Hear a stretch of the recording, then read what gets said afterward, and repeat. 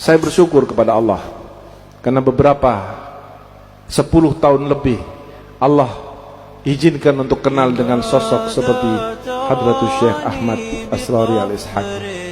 Saya bangga, saya bersyukur kepada Allah karena dalam perjalanan itu ada hal-hal yang bisa saya ceritakan dan juga ada yang tidak bisa saya ceritakan. Tetapi setidaknya saya mendapatkan satu pengganti dari kerinduan saya karena saya jauh secara fisik dengan guru saya Al-Habib Umar bin Habib. Bertemu dengan beliau, mendengarkan ucapan dan nasihatnya, sebagaimana seakan-akan saya berada di Tarim, seakan-akan saya berada di Darul Mustafa, seakan-akan saya berada di depan orang-orang yang saleh, karena omongan-omongan dan nasihat beliau adalah hampir sama seperti apa yang saya dengarkan di Tarim sana. Nasihat-nasihat yang mengarah kepada hati, nasihat yang mengarah kepada ruh, nasihat yang mengarah kepada i'tiqad, mahabbah, hakikah, ma'rifah, itu selalu menjadi keseharian daripada kalimat yang keluar dari lisan Hadratus Syekh. Beliau adalah orang yang di mata saya luar biasa sekali. Bukan hanya sekedar fisik yang beliau dan metafisik yang beliau lihat, yang beliau saksikan dan beliau tangani. Saudara yang dirahmati oleh Allah, pernah satu malam ketika saya selesai menghadiri satu acara di Kedinding, saya tidur di dalam di atas. Kira-kira 1:30 saya dibanguni oleh beliau dengan pelan sekali. Dibanguni dengan sangat pelan sekali. Dan beliau tidak mengatakan apa maksudnya. Menunggu sampai saya melek matanya dan saya duduk, baru kemudian beliau menyampaikan. Beliau mengatakan, "Habib, kalau tidak capek barangkali mau ikut saya hadir pengajian." Saya bilang, "Mau, Yai.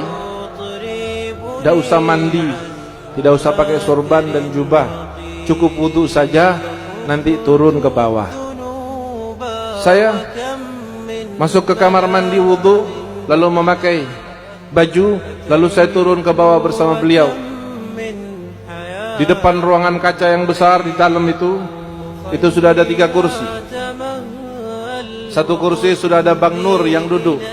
Mungkin banyak yang kenal dengan Bang Nur, almarhum, salah seorang yang sebelum masuk Islam dia telah bermimpi melihat sosok guru kita, Hadratus Syekh Kiai Ahmad Asrari.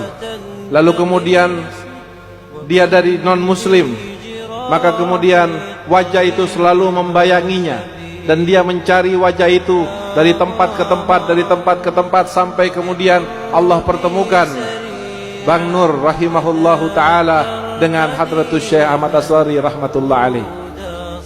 Pada malam itu pengajiannya, ketika saya turun saya heran, pengajian ini kok tidak ada orangnya. Kursinya hanya 3, tempatnya di halaman, tidak ada karpetnya. Saya di dalam hati berpikir, mungkin inilah salah satu keistimewaan dan keistiqomahan beliau. Kita tahu Hadratus Syekh kalau sudah mengatakan pengajiannya jam sekian, ada orang, tidak ada orang, beliau adalah orang pertama kali yang datang dan duduk. Dan beliau akan mulai ada orang atau tidak ada orang. Tapi di situ saya menemukan jawaban. Ternyata saudara, kalau toh majlis belum ada orang, lalu kemudian belum beliau memulai, bukan berarti tidak ada yang hadir di majlis itu. Karena pada malam hari itu telah membuktikan kepada saya, ketika kami duduk bertiga, maka kami disuruh oleh beliau untuk membaca salah satu salawat dan satu surat daripada Al-Quran. Maka ketika selesai kami baca itu, saya duduk bertiga, saya di sebelah kanan, beliau Hadratus Syekh di tengah, dan di sebelah kirinya Bang Nur. Maka ketika dengan tiba-tiba saudara, halaman yang luas itu, yang kemudian ada pagar di sebelah kanan, di belakang ada pagar, di depan itu ada pagar, dan di sebelah kanannya ada musola kecil, musola dalam yang biasa beliau salat di situ, dan saya pernah salat Jumat bersama beliau. Begitu selesai kami membacanya satu ayat yang terakhir, maka tiba-tiba di hadapan kami ini penuh dengan manusia, dengan makhluk yang bentuknya luar biasa, belum pernah seumur hidup saya saksikan. Ada yang kepalanya besar, badannya seperti jempol. Ada yang badan dan kepalanya sedang, tetapi telinganya sampai ke tanah. saking panjangnya. Ada yang bentuknya normal tetapi telinganya besar seperti gajah. Ada yang matanya kecil tetapi ada yang kepalanya kecil matanya besar. Ada yang pakai anting, ada yang pakai gelang, ada yang pakai tanduk. Semuanya berada mulai di hadapan ini sampai di pagar-pagar itu berdiri orang banyak sekali. Makhluk itu banyak sekali. Saya kaget, tetapi saya tidak bertanya pada saat itu.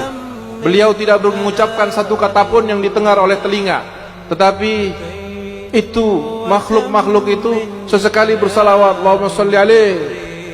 Sesekali mengatakan la ilaha illallah. Sesekali mengatakan amin, amin.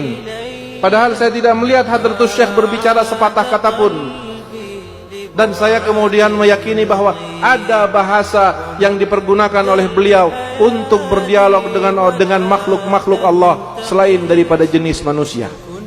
Dan setelahnya saya bertanya, siapakah mereka Yai? Beliau mengatakan, itu santri-santri Al-Khidmah dan Al-Fitrah dari bangsa jin.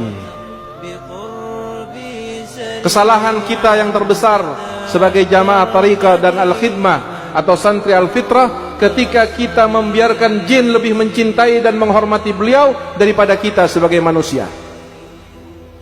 Oleh karena itu, saudara yang dirahmati oleh Allah, hilangnya, wafatnya beliau bukan berarti telah hilang semua apa yang kita pernah dapati dari beliau. Meninggalnya orang alim, orang soleh, orang ma'rifah, justru itu akan menjadi penentu apakah kita akan tetap terhubung dengan beliau dan di hari kiamat akan bersama beliau, atau justru dengan wafatnya maka kita kemudian akan terpisah dari beliau di dunia dan di akhirat.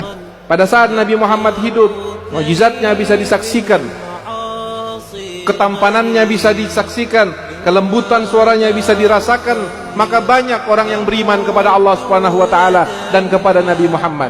Tetapi setelah Nabi Muhammad wafat, apa yang terjadi saudara?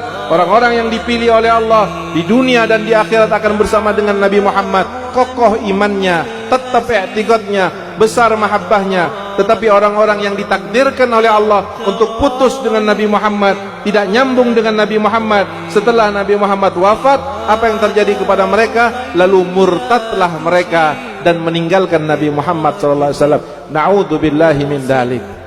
Mudah-mudahan kita dengan i'tiqad yang pernah diajarkan oleh guru-guru kita, atau diajarkan oleh guru-guru yang pernah belajar kepada beliau sebagai maha guru kita, Allah Subhanahu wa taala akan menjadikan basira dan hati kita sebagai hati yang tenang, hati yang dapat melihat, batin yang cerah dan terang, sebagaimana cermin yang ketika tanpa dosa, tanpa noda, dia akan mampu melihat apa yang ada di belakangnya. Hadirin yang dirahmati oleh Allah,